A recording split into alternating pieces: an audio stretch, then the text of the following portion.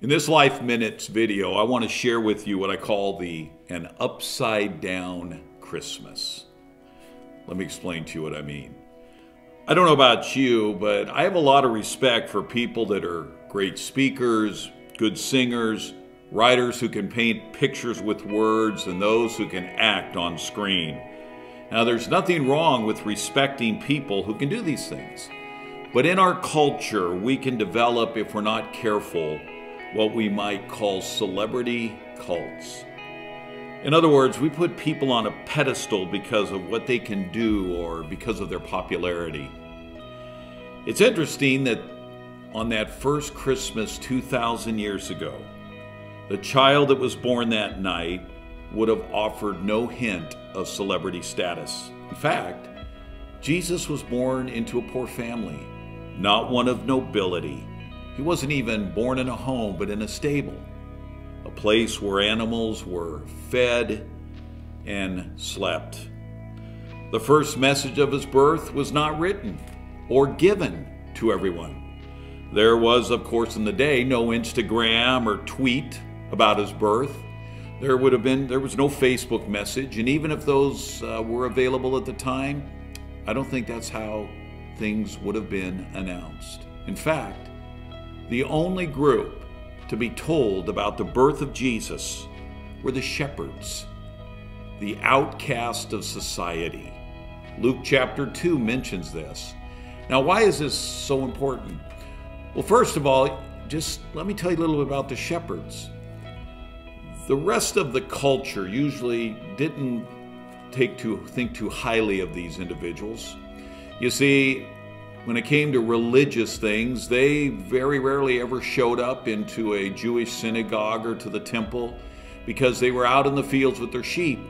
And so they would miss those Sabbath days of worship, and others would look down on them as being irreligious, of not caring about the things of God. They were often dirty and filthy just simply because of their line of work, and people in society just did not think too highly of those who were shepherds. And yet, they were the ones whom God chose to go to that first night.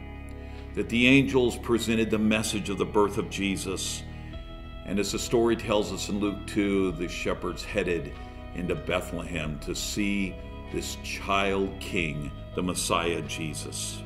Jesus showed that those whom others would not want much to do with, like the shepherds, they too could have a relationship with God because of Christ. We could say that the shepherds were the poster children of the lower part of society, yet God came to them as well as he came to everyone else. Now, there's a flip side. There's a man in the Bible named the Apostle Paul. He was, in the first century, in the religious world, a celebrity. He was a man who was brilliant. He was an up-and-coming star in the religious sector. Either by assignment or having volunteered, he went on a campaign to destroy Christianity.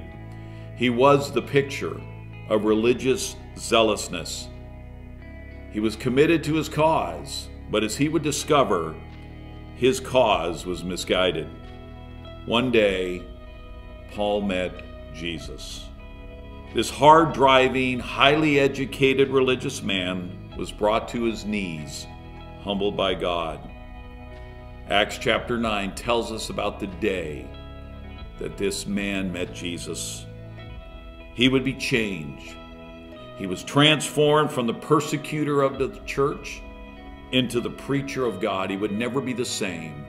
In fact, Paul would end up starting over 20 churches. Christmas tells us that everyone, whether shepherds or people like Paul, anyone who's ever been born is in need.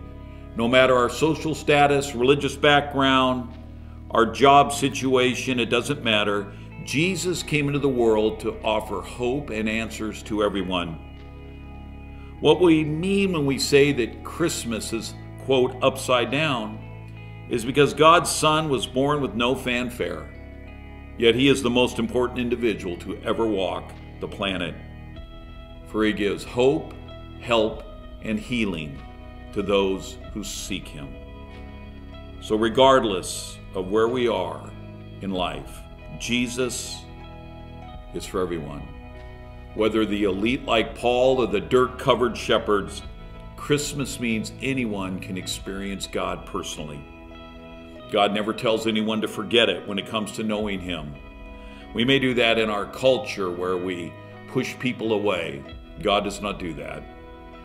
In fact, He offers a free gift of salvation, faith in the person of Jesus, belief in His death, His life, His burial, and His resurrection. That is provided for everyone. Anyone can become a child of God. If you're a Christian watching this video, I want to encourage you to keep a few things in mind. Think about this. As God's child, we are adopted into His family. We are accepted by Him, and we are loved unconditionally. I would encourage us this Christmas season to decide to grow even deeper in our relationship with God. Study a topic of interest in the Bible, whatever it might be. Spend time thanking God for all that He has given us. Remember that no matter who we are, God reached out to us and brought us into an amazing relationship with Him. Now, if you're watching this and you're just considering Christianity, you haven't made a decision about who Jesus is or whether you want to believe in Him, I would encourage you to keep on seeking. Be objective in your search. Because I will guarantee you this, if you come looking for God, you will find Him because He's looking for you. This is Scott from Oakridge Community Church. Have a great day.